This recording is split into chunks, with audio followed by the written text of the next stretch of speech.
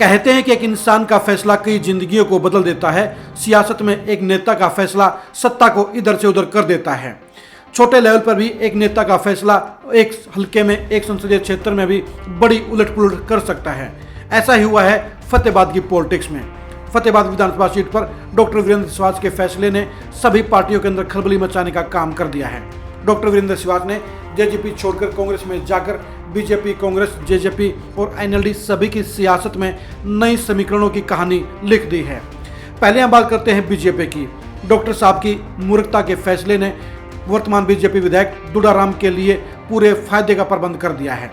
2024 के चुनाव में बीजेपी जिन विधायकों की टिकट काटने पर विचार कर रही थी, उनमें फतेहाबाद के विधायक दुड़ाराम का नाम भी शामिल है। बीजेपी के रणनीतिकार फतेहाबाद सीट पर डॉक्टर वीरेंद्र सहवाज को उतारने की तैयारी कर रहे थे।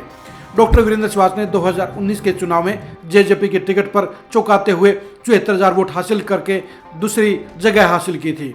2024 के लिहाज से बीजेपी को डॉक्टर वीरेंद्र सहवाज में अगला विधायक नजर आ रहा था और इसलिए बीजेपी डॉक्टर वीरेंद्र सहवाज को शामिल करना चाहती थी। 2024 का चुनाव लड़वाना चाहती थी।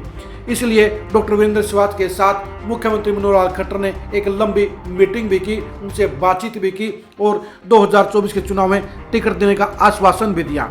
लेकिन डॉक्टर वीरेंद्र सहवाज की किस्मत में कुछ और ही लिखा था।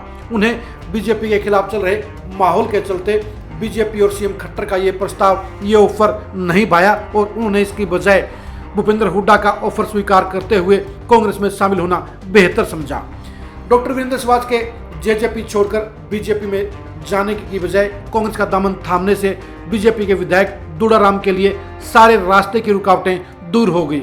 इसका रीजन यह है कि कहीं ना कहीं डॉक्टर वीरेंद्र सहवाज के जाने के बाद दुड़ाराम को यह महसूस होता है कि अब वो सेफ हो गए हैं और 2024 के चुनाव में उनकी टिकट नहीं कटेगी।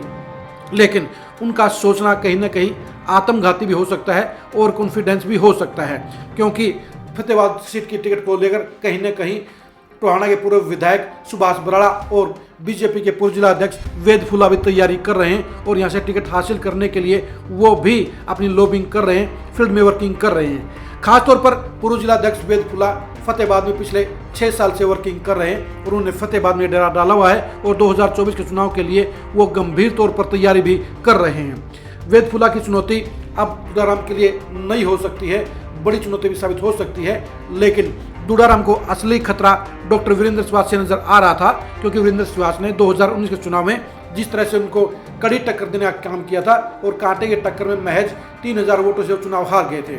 अगर डॉक्टर वीरेंद्र सहवाज बीजेपी के टिकट के लिए हाँ भी भर देते तो फिर दुड़ाराम की टिकट कटना पक्का हो जाता। लेकिन डॉक्टर सहवाज की मूर्खता ने जहां उनके लिए नई चुनौतियां खड़ी कर दी हैं, वहीं दुड़ाराम के लिए नए आशाओं के दरवाजे खोल दिए हैं। अब बात करते हैं कांग्रेस की। डॉक्टर वीरेंद्र सहवाज ने कांग्रेस में जाकर कांग्रेस में भी खलबली मचाने का काम किया है। डॉक्टर वीरेंद्र सहवाज के कांग्रेस में आने से पहले वहां की सीट पर टिकट के 3 दावेदार थे। दावेदार नंबर 1 थे पूर्व विधायक बलवान दौलतपुरिया, वो कुमारी शैलजा के खेमे के हैं और उनके भरोसेमंद साथी भी हैं।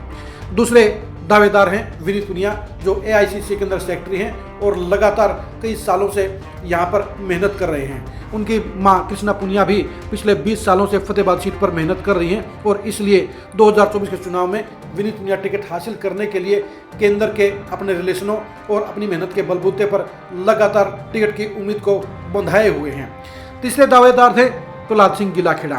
प्रहलाद सिंह गिलाखेड़ा पूर्व सीएम भूपेंद्र हुड्डा के खासम खास हैं, विश्वास पात्र नेताओं में शामिल हैं। वो 2009 से 2024 तक लगातार 3 चुनाव यहाँ से लड़ चुके हैं। 2009 में निर्दलीय प्रत्याशी के तौर पर वे विधायक बने और 2014 और 2019 में कांग्रेस के टिकट पर वो चुनाव लड़कर हार गए। उनकी जमानत भी जब्त हो गई। वो 2024 के चुनाव में हुड्डा के बलबूते पर टिकट हासिल करने की पूरी उम्मीद कर रहे हैं। लेकिन इसके बीच में ही डॉक्टर वीरेंद्र सहवाज की हुड्डा खेमे में एंट्री मारते ही प्रहलाद सिंह गिलाखेड़ा के लिए भी चुनौती खड़ी हो गई है और उनको भी अब हुड्डा की तरफ से ज़्यादा रिस्पॉन्स मिलने की उम्मीद नजर नहीं आ रही है। डॉक्टर वीरेंद्र सहवाज के 74,000 वोट जहां बलवान दौलतपुरिया के लिए भी चुनौती है, क्योंकि भूपेंद्र हुड्डा खेमा अब डॉक्टर वीरेंद्र सहवाज के रूप में बलवान दौलतपुरिया के सामने एक मजबूत दावेदार पेश कर सकता है। यानी कांग्रेस की टिकट के लिए भी अब डॉक्टर वीरेंद्र सहवाज सभी खेमों के बीच में एक नई चुनौती, नया चैलेंज बन गए हैं। जहां तक जेजेपी की बात है, डॉक्टर वीरेंद्र सहवाग के जेजेपी छोड़ने से उसको भारी झटका लगा है और उनकी रिप्लेसमेंट के तौर पर जेजेपी के पास फतेहाबाद में कोई भी मजबूत चेहरा नहीं है। यानी फतेहाबाद सीट पर चुनाव लड़ने के लिए जेजेपी को अब किसी नए चेहरे पर दाव लगाना होगा और उसके हिसाब से रणनीति बनानी होगी। लेकिन ये सच्चाई है कि फतेहाबाद में डॉक्टर वीरेंद्र सहवाग के जाने से जेजेपी बिल्कुल खाली हो गई है। अब 73,000 वोटों वाली पार्टी 7300 वोटों पर थमती हुई नजर आ रही है। आईएनएलडी के लिए भी डॉक्टर वीरेंद्र सहवाग का जाना एक अच्छी खबर है, क्योंकि अब आईएनएलडी को लगता है कि जेजेपी को गए वोट अब उनके पास में आ सकते हैं। अब फतेहाबाद की पॉलिटिक्स को लेकर आईएनएलडी नए सिरे से समीकरणों को साध रही है। वो हवा का मिजाज भांप रही है और वहां पर उतारे जाने वाले नेता को लेकर लगातार संभावना को टटोल रही है। यानी डॉक्टर वीरेंद्र सहवाग के जाने से इनेलो को भी वापसी करने का एक अच्छा मौका मिला है।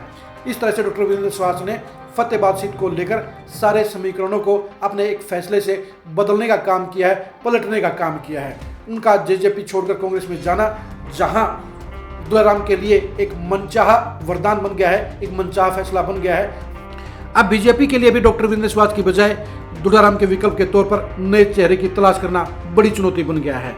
इस तरह से डॉक्टर वीरेंद्र सहवाग ने फतेहाबाद की पॉलिटिक्स में अपने एक फैसले के जरिए जहां खुद को कांग्रेस की टिकट की दावेदारी में डाल दिया है, वहीं डॉक्टर वीरेंद्र सहवाग ने बीजेपी का न्योता छोड़कर एक पक्की विधायकी को छोड़ने का रिस्क लिया है। अब देखने की बात यही है कि क्या वो कांग्रेस से नई एंट्री मारकर टिकट लेने का काम भी कर पाएंगे या उनके अरमान कांग्रेस में जाकर अधूरे रहेंगे।